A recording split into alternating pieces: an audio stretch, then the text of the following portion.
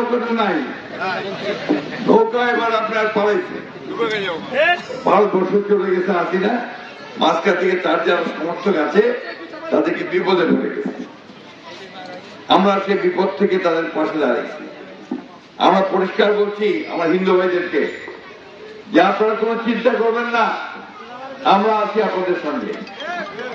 যারা অন্যায় করছে তাদের শুধু শাস্তি হবে, যারা অন্যায় করেনি সাধারণ মানুষ তাদেরকে আমরা আমাদের বুকের মধ্যে রেখে আসবো, মাথায় রাখবো, ঠিক না?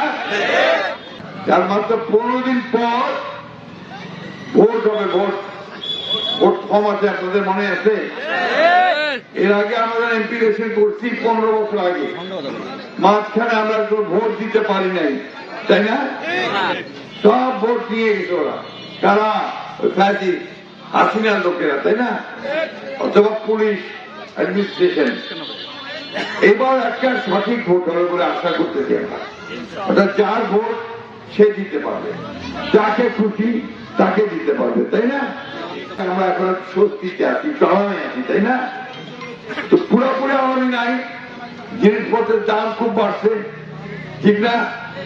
ওটা আপনার এমনিতে আপনার আইন শৃঙ্খলা পরিস্থিতি আমার মনে হয় যে আগের থেকে একটু ভালো হয়েছে, তাই না? তো একটা সময় আসছে যে এখন আমরা একটু শান্তিতে রাতের বেলা ঘুমাতে পারতেছি। তো আল্লাহর হুকুমে যদি নির্বাচনটা ঠিক মতো 15 তারিখে হয় আর আমরা সবাই যদি ভোট দিতে পারি, ভোট দিয়ে একটা সরকার নির্বাচন করতে পারি, তাইলে আমরা ভালো থাকবো বলে আমরা আশা করতেছি, তাই না? আমরা বিশ্বাস করি যে আমরা এমন কাজ করব যাতে আমাদের মানুষের আয় ইনকাম বাড়ে। আয় ইনকাম বাড়লে না ছাড়া আপনার আমার পক্ষে সম্ভব হবে যে আমাদের মেয়েদেরকে ছেলেদেরকে স্কুলে পাঠানো, স্বাস্থ্য সেবা দেওয়া, বাড়িতে একটু ভালো খাওয়া, তাই না? এই আয়টা আমরা বাড়াতে চাই। সেই জন্য কি করতে হবে? আমাদের কলকারখানা বাড়াতে হবে। কলকারখানা না বাড়লে আয় বাড়বে না। এবং যেহেতু আমাদের এটা কৃষিভিত্তিক এলাকা, আমাদের এখানে সব আমরা কৃষিকাজ করে খাই, তার ধান আপনার ভালো হয়, আপনার সবজি ভালো হয়, ভুট্টা ভালো হয়, তাই না? এগুলোর উপর ভিত্তি করে যদি আমরা কলকারখানা করতে পারি তাহলে ইনশাআল্লাহ আমাদের এখানে লোকজন অনেক কাজ পাবে। তো আমাদের নেতা তারেক রহমান, নাম শুনছেন তো নাকি? শহীদ দেখেছেন না? আমাদের প্রেসিডেন্ট জিয়া আর বেগম জিয়ার ছেলে তারেক রহমান, দেখছেন তো? যাচ্ছে খালি লোক আর লোক রে ভাই।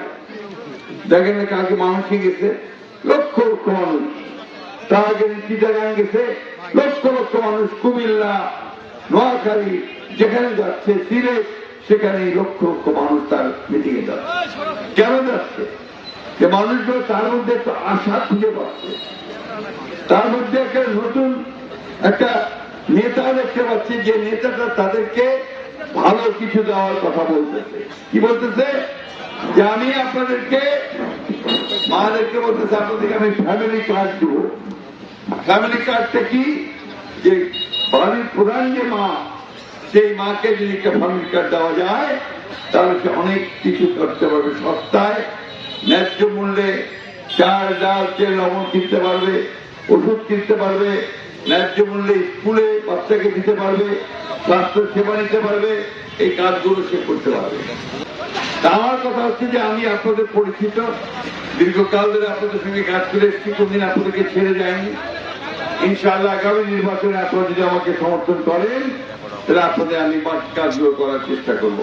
আপনাদের এখনো কিছু কাজ বাকি আছে, এখনো কিছু রাস্তাঘাট বাকি আছে, এখনো কিছু স্কুল বাকি আছে, মাদ্রাসা বাকি আছে, মন্দির বাকি আছে, এগুলো বাকি আছে না? ওই কাজগুলো আমি করার চেষ্টা করব। আপনারা আমাকে সেই সমর্থন যদি দেন তাহলে আমি ইনশাআল্লাহ আমার কাজগুলো করার চেষ্টা করবো। তাহলে মার্কেটে মনে আছে? মার্কেটে কি জোরে করলো আল্লাহ,